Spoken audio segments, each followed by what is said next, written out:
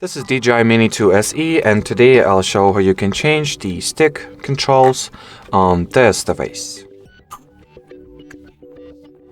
First, switch on both drone and its RC, connect it to your phone, launch the DJI Fly app on your phone, then open the Flying interface.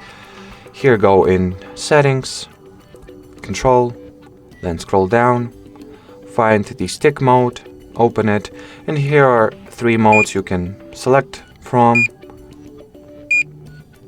By default it will always be set at the mode 2, or you can enable the custom mode and remap all the controls as you please by dragging or just tapping at the manual here and dragging them to whatever position you would like to see them at, and assign all those functions to either left or right stick respectively.